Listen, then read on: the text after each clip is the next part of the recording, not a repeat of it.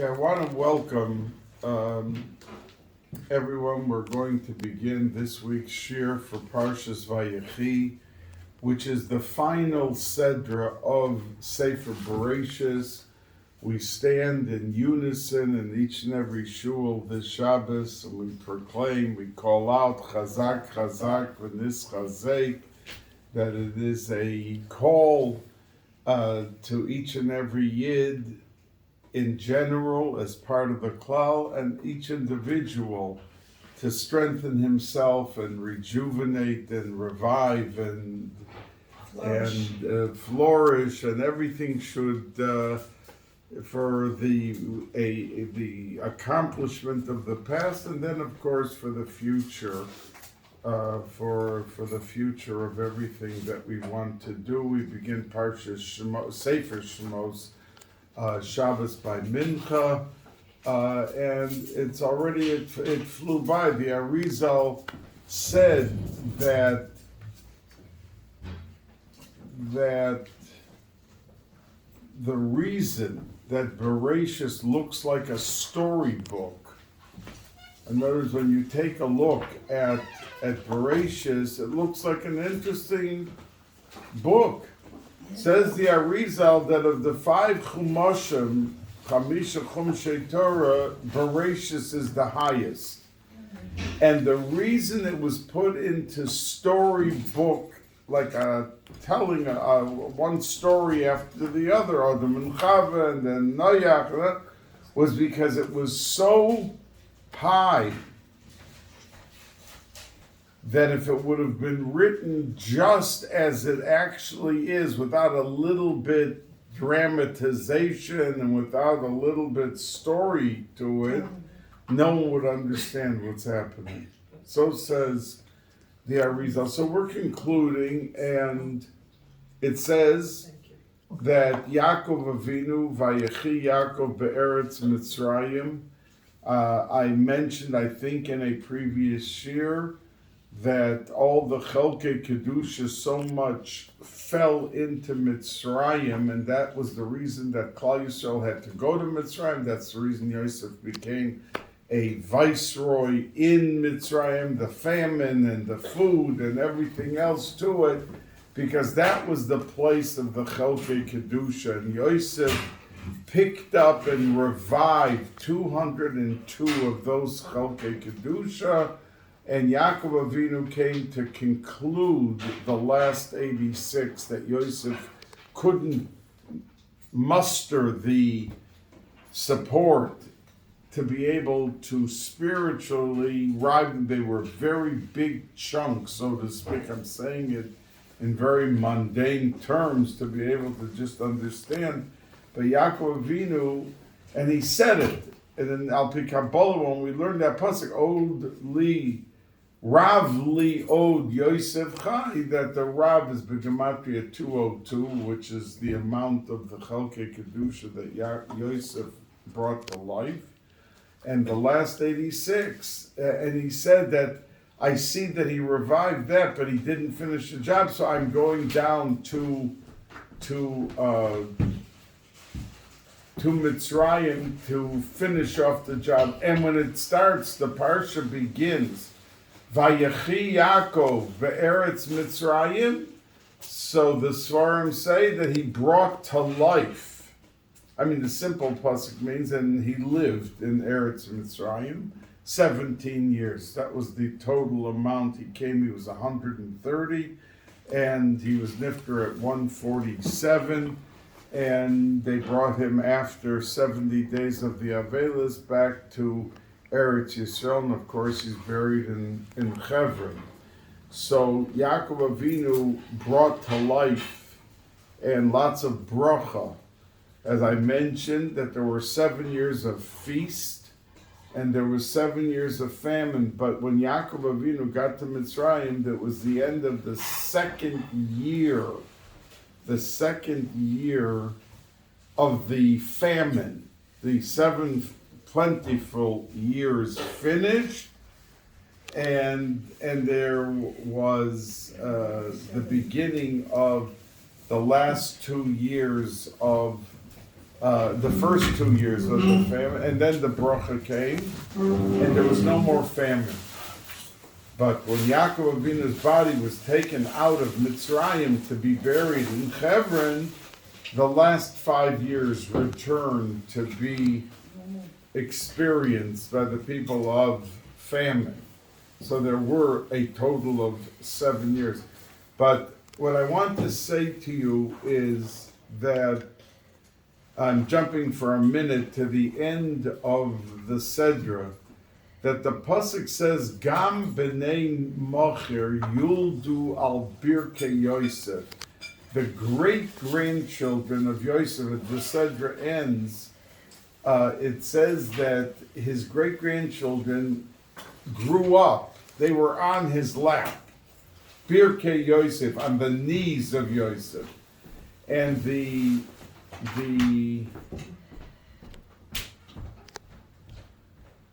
Targum Yonason ben Uziel says Kadgazrinin Yosef, that Yosef was the sandik of his great grandchildren. That's how he teaches it. When it says not just telling us that they were sitting on his lap. It means to tell us that he was the sandik by their bris. And that's the first place in the Torah that Sandakos is mentioned. We know that Sandakos is a tremendous schus. As a matter of fact, there are people in different communities. There are people in different communities who pay thousands of dollars. Sometimes you have a couple that's poor, and they can't afford the $700-800 for the moil and to make a suda. Somebody says, "I'll pay for everything, but make me the sandik," because Sandakos has a tremendous schus to it. But there is in the Rishonim a very big discussion about whether or not you are allowed to be a sandik twice in one family. As a matter of fact, around 250 years ago, there was a world-famous posek called the Noida Yehuda, and the Noida Yehuda was sent a letter by someone asking that I was the sandik for a nephew, and now that niece had again another boy, and she wants me to be the sandik a second time. And I want to know if I'm allowed to be.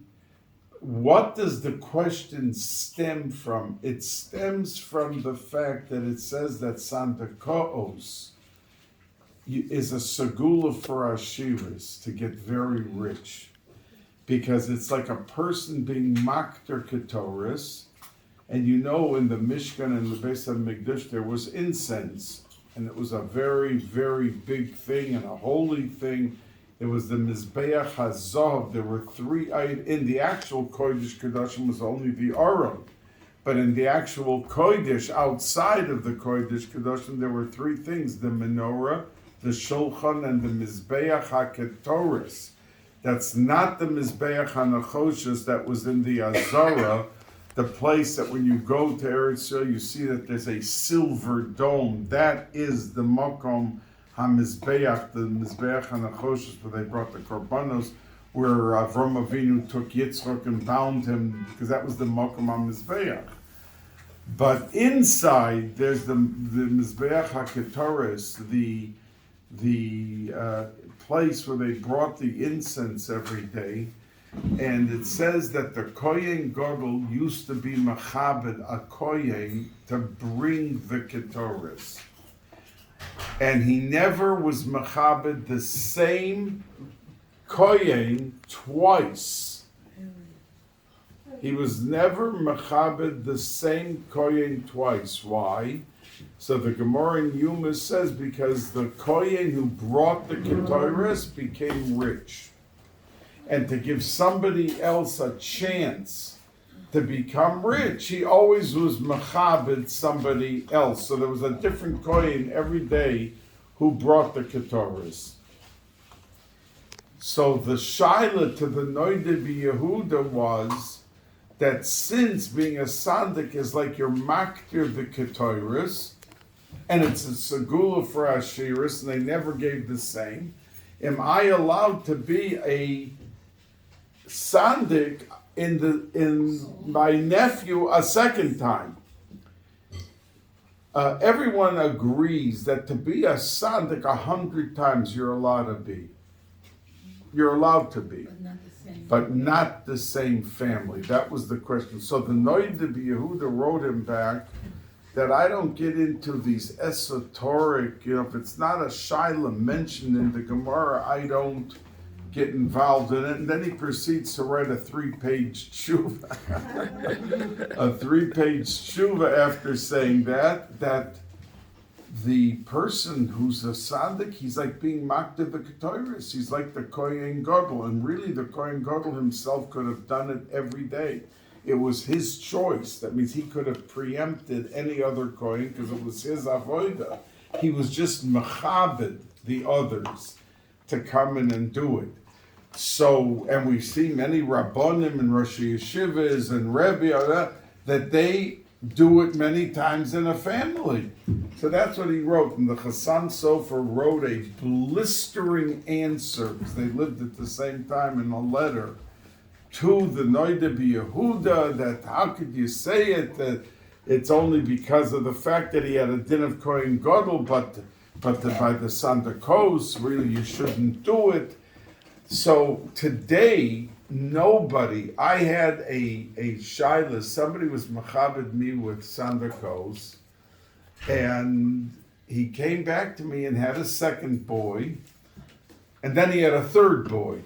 So for the second boy, he wanted me to do it again because his father, and this was a very wonderful boy, Talmud Chacham, wonderful boy, but his father, after he divorced his mother, married a shiksa. And the father said, Rabbi Balkany was your Masada Kedushin, so if you want him to do it 10 times, no problem. But if not him, then I'm the one that should be the sandik. And he didn't want, because when you're sandik, you're mamshech kedusha to the child and everything. Wow. And of course, anyone who's a sandik, I never heard of a sandik not going to the mikveh before he's a sandik. I mean, that's a real big thing, being a sandik. So he came to me and said, I understand that you're not supposed to be a sandik in one family more than once. So I was, that night, I said, I'll answer you tomorrow. I have to think it over. That night I was at a chasna, and I was taking up the time of the shir, but that's an important thing. I was at a chasna, and I was sitting next to Rav Simcha Bunim Ehrenfeld, who was the Matistoffer Rov. And the Rabbanim were at one table, and I was seated right next to him. And I told him over, I said, today a younger man came to me that I was already sandik, and Rabbi Yehuda HaChassid, who everyone was so afraid of. In other words, he lived 900 years ago, but today, 2 brothers not to marry 2 sisters. You ever heard of that? Oh, yeah. 2 brothers with 2 sisters. That comes from Rabbi Yehuda HaChassid. He was at the time of the Balei Toisves, and they were so afraid of him, the Balei Toisves, his friends, that they said that he had the koyach, like the Tanoim, to go into a cemetery and tell everyone to get out of the graves. That's how big he was. And the Kotzker Rebbe once said that he wished that Rabbi Yehuda HaChassid would have put into his tzavah the Aseres HaDibros, the 10 Commandments, the Aseres HaDibros, because people were more afraid of his tzavah than the Anochi Hashem Elokecha in the Torah that's in Parshas Yisrael. So he wished that he would have put that in. They would have been for Lo Signov and for everything else, more afraid to do it because it would have been in his tzavah. He had things like, for instance, you're not allowed, and it was all Pi Kabbalah, to shech geese in the month of Shvat. Not that it was Al Pi Kabbalah, it was secrets. It was that you're not allowed to shine your shoes the day that you travel. You're not allowed to close when you revamp a house, refurbish. If there's a window, you've got to leave an opening for the shaded to go out. I mean, he had a very interesting tzava. So anyway, and he said that they should never allow someone to be a sandik twice in the same family. And you can be a sandik, everyone agrees 100 times, but not in the same family. So, and that was really the end of Rabbanim today, we'll tell you. But in that case, Rav Simcha Bunim, Zachrono Levracha, he said to me, Rabbi Balkany, I guarantee you that Rabbi Yehuda HaChassid himself, if you would be asking him, should you be the sandik, and the choice is you or the father who's married to a shiksa, I guarantee you that he would tell you to be the sandik. So I was the sandik by the second and by the third son. So anyway, we're coming. So the Indian of Sandakos, I just mentioned you the whole story, is because at the end of our Sedra, that is the first, Rabbi Yonasan ben Uziel says, the Targum Yonasan ben Uziel says that this is the first place in the Torah that the Indian of Sandakos is mentioned when it talks about the great-grandchildren of Yosef, and that indeed Yosef was their sandik in all of those cases.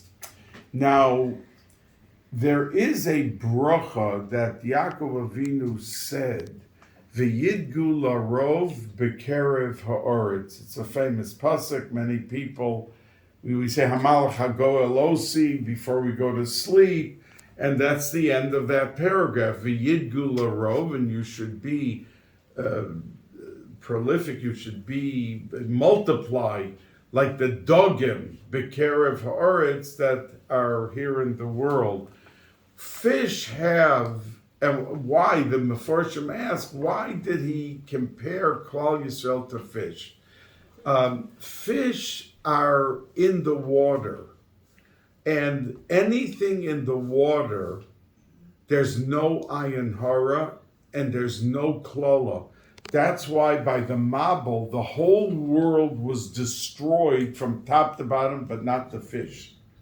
Anything in the water was not affected.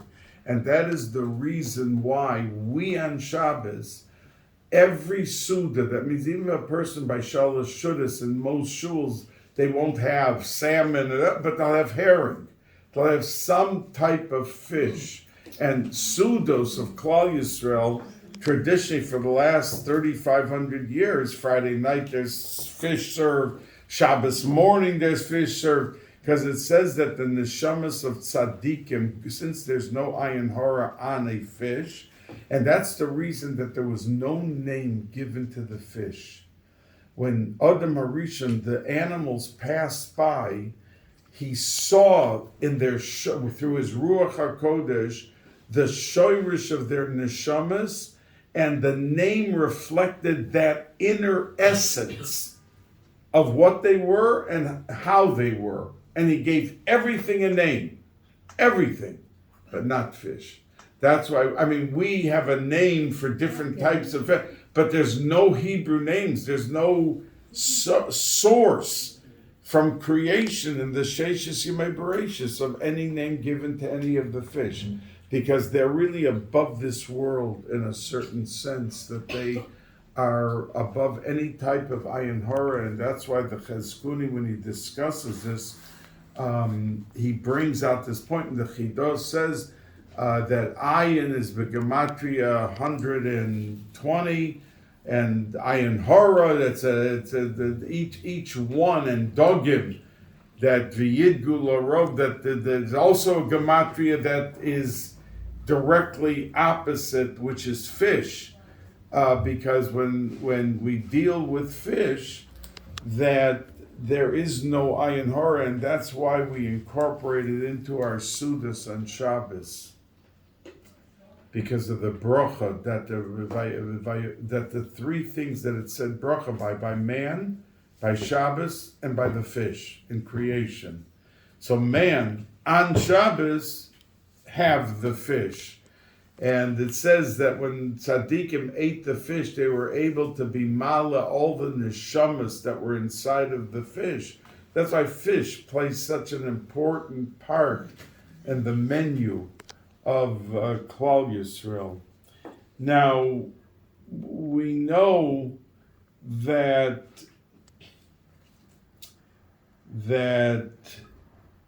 when Yaakov Avinu gave the bracha to Menashe and Ephraim, he crossed his hands. Sikel es yodov. He crossed his hands. So many Meforshim asked the simple question, why didn't he just move the two boys? Why did he have to cross over his hands? So one teretz, the Cheskuni, says that he asked that question also, and he didn't want Menashe to feel bad, worse than he felt. In other words, he gave the main bracha to Ephraim. Ephraim was the younger one, and Menashe was the older one. And he saw, and he knew what he was doing, because Yosef said to him, Tata, what are you doing? Menashe is the Bechor, Sim Yemincha. Al Rosho, put your hand, look at the pasuk in the Torah, put your right hand on his head. So he said, Yodati b'ni Yodati, I'm well aware, and he will also be big and grow to be very great, but he will not be as great as Menashe. So I know what I'm doing by putting my hands like that. So says the Cheskuni, he didn't want Menashe, when he heard he was getting less of a bracha, to feel even worse by physically moving him. It would have brought out more like bad feeling. The Ksav Sofer says that by the fact that he didn't move them, it lessened, he didn't even realize, because he was looking down. When you look down at the children, it's not like you're staring at one versus the other. The Ksav Sofer says it almost completely eliminated the realization of what was happening by the fact that he didn't move them and he was looking down at them. We know that he was in bed, and it says that they came and told Yosef, Hine avicha choila, your father is sick. So Yosef said, he's sick? I'm going to run, I'm going to take my kids, who knows if, and indeed he passed away, he was nifter. So the Mefarshim are very curious. How could it be that he didn't know that the father was sick? He was 22 years away from his father. His father came down for 17 years to Mitzrayim, and he lived in Mitzrayim for the 17 years. He was sick for a while. And as a matter of fact, before Yaakov Avinu, people never got sick. The Medrash says that they had to die. They just dropped. They either in their bed or they died. Yaakov Avinu offered a tefillah that people should know before they die that they're dying. Let's say a person gets sick. They start thinking that, it's a serious, who knows if I'm going to live through. It gives them a chance to do tshuva. Because tshuva is something that no matter how, somebody came to me today who never fell in with some terrible averis. And today he came to me in shul and he said, I want to ask you, what's the difference of slicha, mechila, kapara? So I said to him that there's a mezid, the person could do intentionally avera, and most of the time that's how we do it. And then when a person starts to do tshuva, the Gemara says if it's tshuva out of yira, out of fear, then the actual avera is transformed and becomes a unintentional. In other words, it goes up a level from intentional to unintentional, which is mezid or shogeg. And that's the Bechina of Yom Kippur, by the way. But Sukkot is Simcha, and the Gemara says, but if he goes a step further, and he does tshuva out of pure love for our Kodesh Baruch Hu,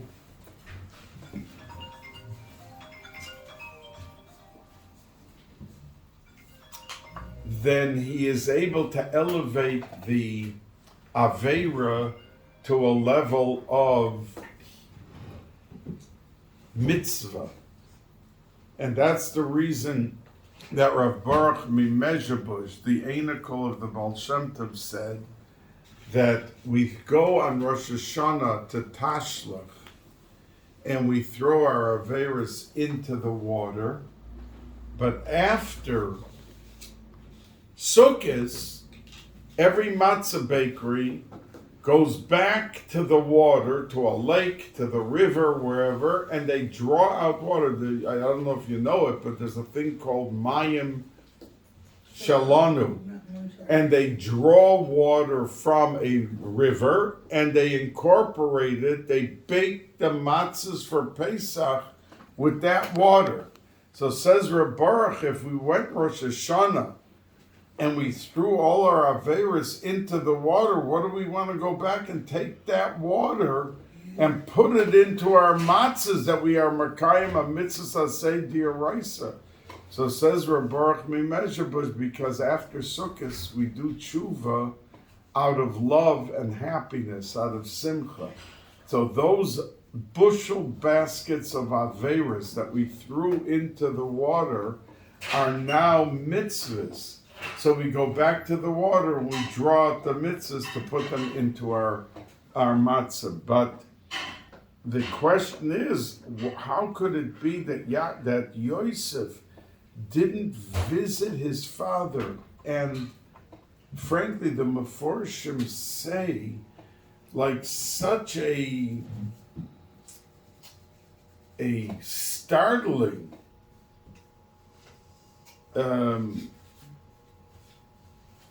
answer, and they say that the reason that Yosef hardly went and saw his father the 17 years he was in Mitzrayim was because he didn't want his father to sit him down and ask him, okay, now I want to hear exactly what your brothers did to you.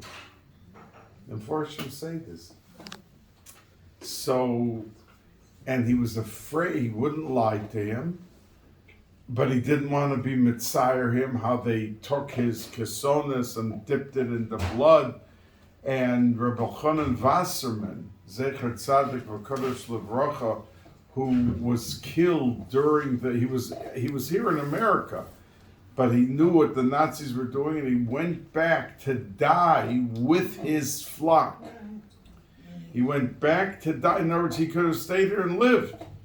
But he said, I must go back. And he danced with them while they were, right before they were shot or killed or whatever they did to them. He Thrown danced. out the window.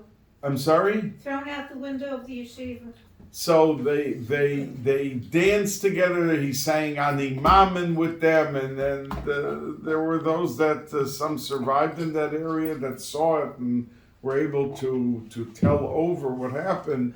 So he once asked, how is it possible that throughout the generations, the blood libel, which took place in so many towns throughout the last 2,000 years, they said before Pesach that the Jews take a goyish, a child, and kill the child, and they take the blood to bake the matzahs.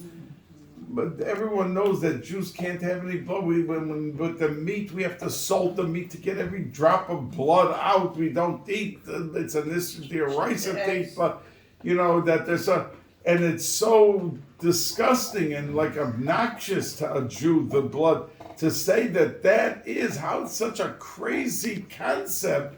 How could they pin that on the Jews?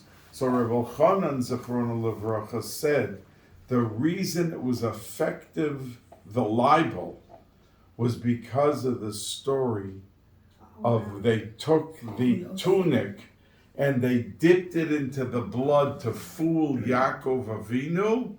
so it remained as an attack item for the Goyim against the Yidden. So said Rabbi Elchanan Wasserman. And he said, and as a matter of fact, people think, yeah, it was 500 years ago. Upstate New York in 1928, which is like 90 years ago. So it wasn't yesterday, but there was, they were ready to hang groups of Jews up. They said it's Passover, and you see those matzahs? That's from our kids' blood. Wow. So it was alive and well, the blood libel, because they fooled Yaakov Avinu with it. And Yosef realized the tsar that his father lived through. He didn't want to put him through another day. And he was positive that he was going to ask him this question, so he didn't want to, and he avoided it completely. Now, the pasuk says that after Yaakov Avinu saw, last week said, just saw Yosef, he said, Amusa ha'pa'am, that now I can die. Pasuk says it. That's what he said. Amusa ha'pa'am. Achri ro'isi espan. After I've seen you, I live to see you. I'm fine. The Mefarshim say something that really maybe I shouldn't even be. I should be sharing this because it's a little bit painful. But Yaakov Avinu made Yosef swear that he was going to take him up and not bury him in Mitzrayim. So the Mefarshim asked, why did he have to swear? And why did he have to swear? So Yosef answered him, Anochi, he swore, and he said, Anochi esachid varecha. I'm going to do what you're asking me. So the Mefarshim say on this, we say in benching, lowly de matnas basar v'dam, that we shouldn't have to, Rabbanu Shalom, we shouldn't have to come on to people to help us, to give us money. So they ask, why does it say lowly de matnas basar v'dam? Why not adam? Why not the word adam? Matnas basar v'dam. It's like a very mundane. What we mean is we shouldn't have to come on to people. So why doesn't it just say lowly de matnas adam? We shouldn't have to come on to any man's gifts or anything. Why do we say lowly de matnas? The gifts of basar v'dam, the flesh and the blood, meaning people. It just should say the word adam. So the Mefarshim say because people, the DNA of a human being is that we don't want to have to come on to another person. And unfortunately, not in every case. I mean, you have people like Judy and Esther who took care of parents with every drop of blood, with every our birthday girl with Frida, with their last everything that they could do. But unfortunately, in the world, that's not the case. You see that they're putting parents into the nursing homes, and I'm not talking about a nursing home where there's a medical problem that, let's say, a child can't take care of, that puts the life of the parent into a sakana. But I'm talking about so they're overwhelmed. They want to go on with their daily activity. They want to have to be worrying at 7 in the morning, and at 9 in the morning, and at 12 at night. They don't want to have to be under that kind of a pressure. And they delegate it, to a nursing home to be able. Is anyone warm in here? Pretty warm,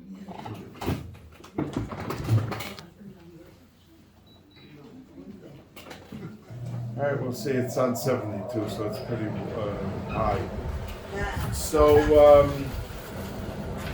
the Mefarshim say that Yaakov Avinu realized that one mother or one father can take care of 10 children, but 10 children in many cases will not take care of one father or one mother. And he didn't want to be in such a position. Mefarshim say that's why he said, Musa Hapam, because I came down to Mitzrayim, we need food over here. My son is the viceroy. I don't want to have to be in a position that I have to come on to my children. Otherwise, what does it mean? Musa Hapam. I can die now. I mean, why? Just because you saw Yosef now, so you can die? I mean, you came down with a mission. But they say that was why he made him swear. I mean, why didn't he just ask him, take me out of Mitzrayim? I don't want to be... I thought it's because Pharaoh wouldn't have let him. But only because he said, I promised my father. Oh, you promised? If I'm not going to keep my word to my father, I won't keep my word to you. And I'll say, you don't know Hebrew. It is true what you are saying. And the Medrash says that. But over here, Yaakov Avinu, the Mefarshim say that this was his concern.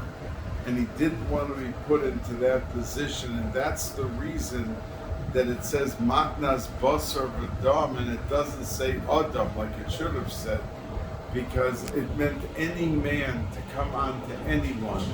That unfortunately, sometimes somebody does someone a very big favor, and the person comes and says, you I really appreciate what you did, and I want to do this for you. And the person says, no, chas v'sholom, there were no strings attached, I don't want to. It's wrong. Because a person who feels that a favor was done for him, he still has a thread of attachment in his mind that he was dependent on that person for the favor. And if he doesn't let him do a favor back, then he's leaving him with that feeling of an obligation, even though nothing is ever said, but in his own mind that the person...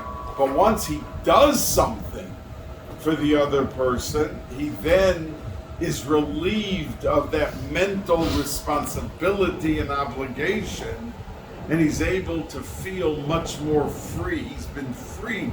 He did for me, and I bought him a box of chocolate, So I did something back also. Yes? I thought a person, I know we have stories in my family like that, my scientists. You're supposed to ask a child to do keep it out the aim for you. Sometimes they visit. I had a great-grandfather, when his son came very far away, take off my boots. He did it on purpose because he never had chances to his son to do.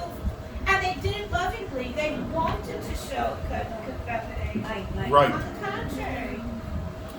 Well, I'm going to maybe answer you with this next part, because it says, V'yasisa imodi chesed ve'emes, Yaakov said to Yosef, and Rashi says chesed shel emes. And Rashi's statement is that when he said Hinei avicha choyle, that chesed ve'emes, that it's a chesed shel shalom, that the tashlum schar, that the actual reward, because a dead person can't do anything back for you. So therefore, if you're doing something for a lot of people are part of a Chevra Kedisha, and they are involved because it's a pure favor. It's without getting any response, without getting anything back. Yet it says that Yaakov Avinu, the Medrash said to Yosef that if you do this, I'm giving you the city of Shechem that you're going to be buried. And Yosef is buried in the city of Shechem. So we see it wasn't chesed shel emes, because there was a return for the fact that bury me in Eretz Yisrael, and I'm going to reciprocate, and I'm going to give you the city of Shem, that you will be buried there. So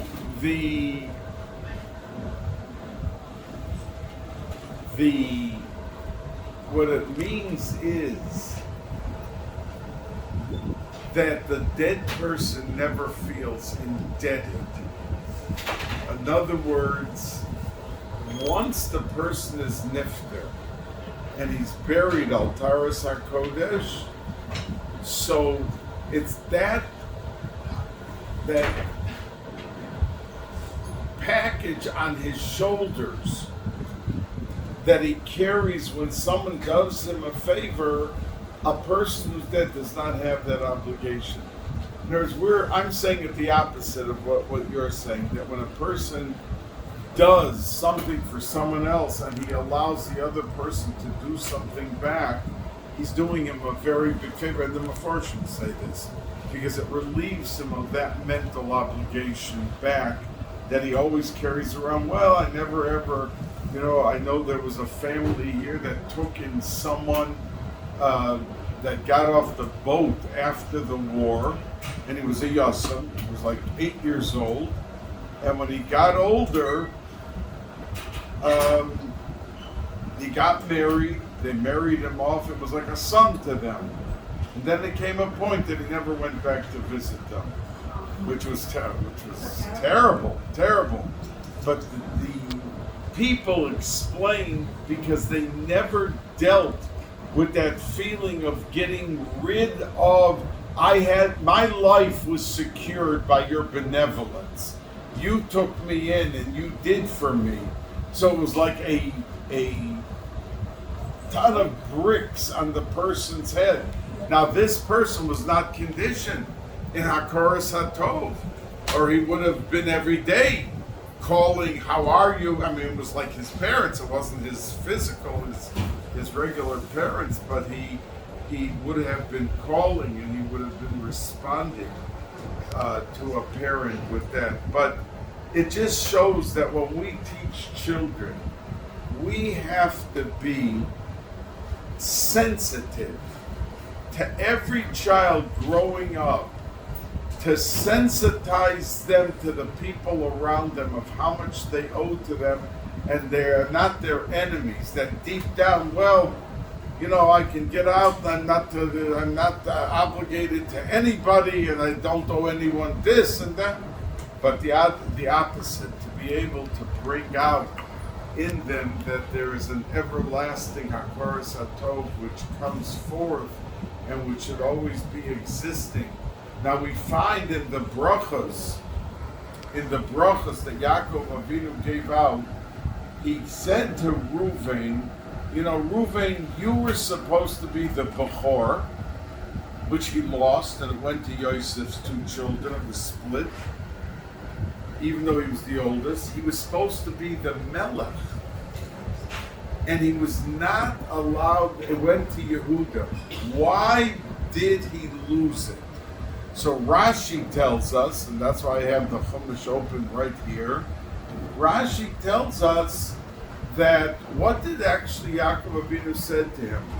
That you hastily, pachas kamayim al tosar, that you very hastily responded to a situation for your mother's covenant.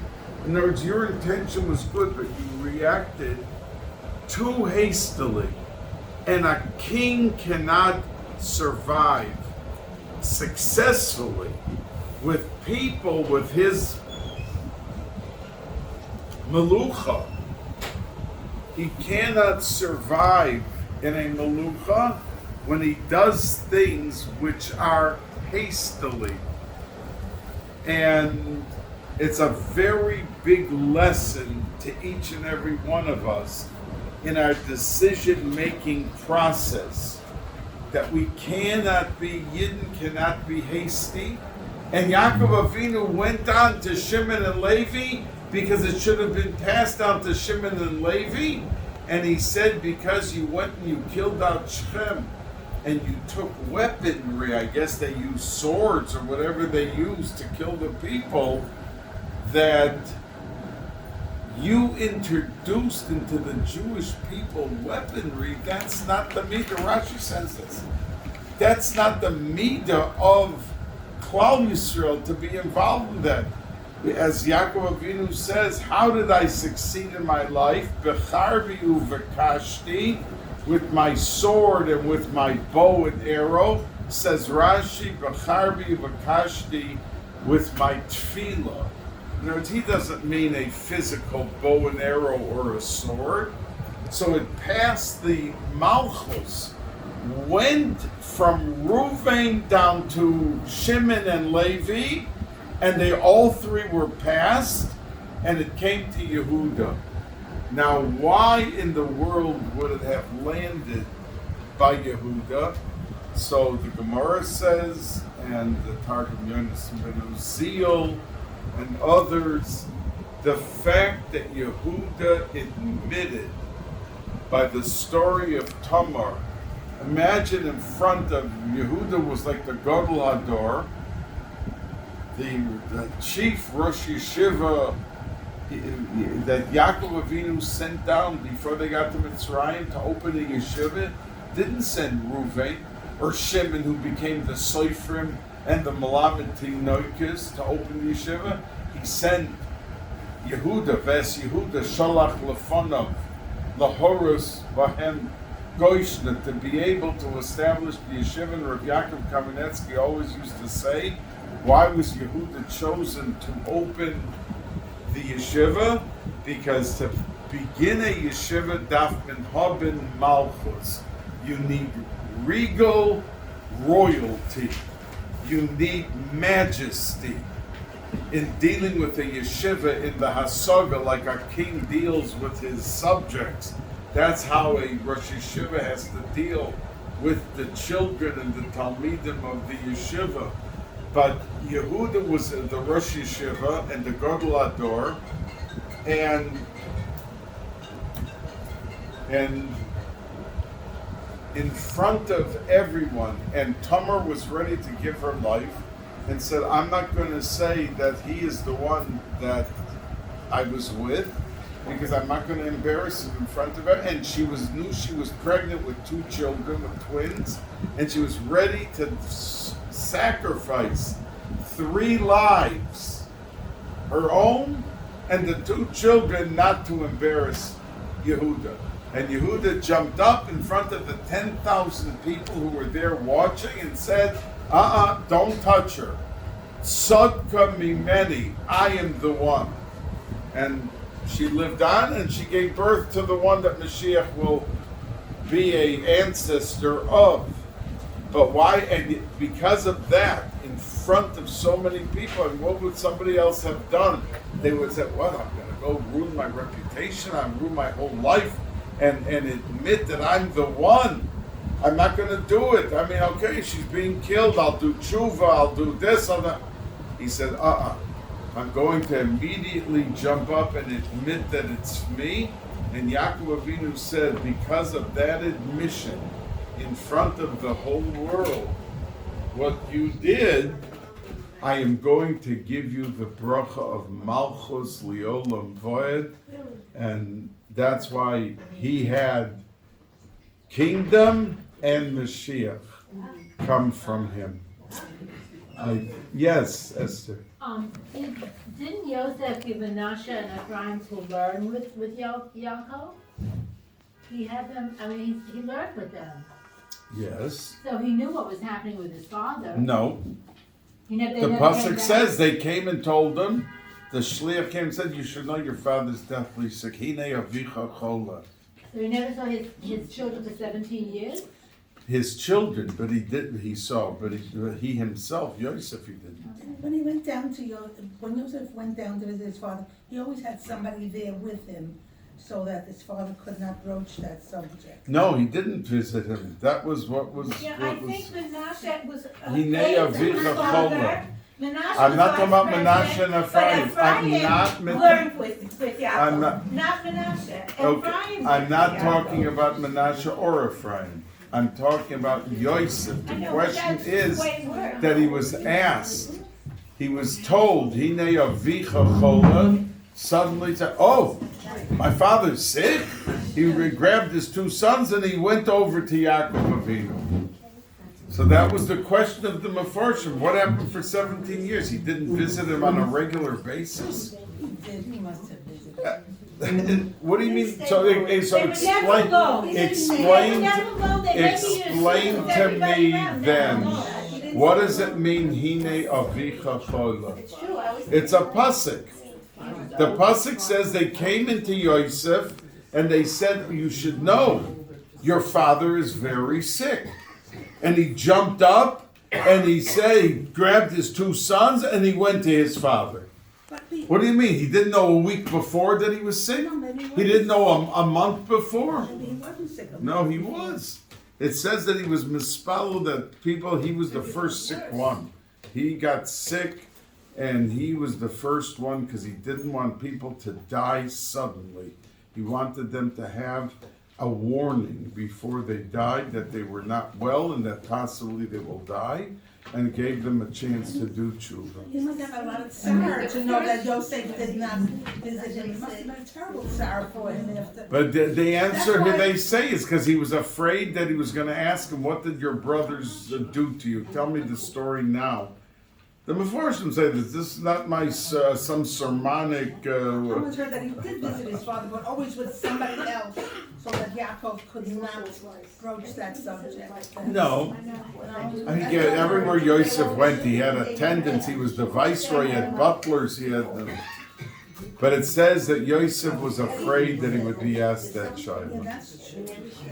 Anyway, we learned from Yehuda that he became and got the bracha of Malchus, that we must sensitize ourselves to others, and we sometimes cannot sweep under the carpet guilt or a mistake or something that was done wrong or something we said. Instead of kicking in the rationalization and, oh, no, I did it only because of this, and I thought this, and I meant that, when the truth, bottom line, is that the person just wanted to undermine the other person because they have some score to settle with them, that a year before at a party, sitting at the table, she said something I didn't like, and now was my chance legally, because I'm doing it for this reason and for that reason, to be able to counter attack, so to speak, the person with a year later. Yeah. That's why I always say to you, we have to divest ourselves of all the hang-ups and and many times it's correct. It's correct and the person is absolutely right. But the baggage to bear for such a long time, a lifetime, it just doesn't pay. Because life is so short, and why have as a pile of tinus to this one, to that one, what are we gaining? And we are just carrying a level of pressure on ourselves because of that. Anyway, I thank you very much. I'm going to go out of the room. Please celebrate tonight the birthday, and Sarah, there's Thank you so much. no, you're welcome, Deepa. What happens ice when you cream. have anger and you can't get it out? Anger? Yeah, because you have a resentment towards someone. They did do something to you. They embarrassed you, they whatever. So how do you get it out? Just think about this person. Well, that's really, I'm just about to say it, and Helen said it. That's really what therapists do. They work you through the process of getting it out of your system. Hundreds of dollars worth of process. It's worth it. It's worth it. Sometimes it's very well worth it. But I want you to know that there is such a there are some people who are able to work it through their system, to be able to rise above and to go on.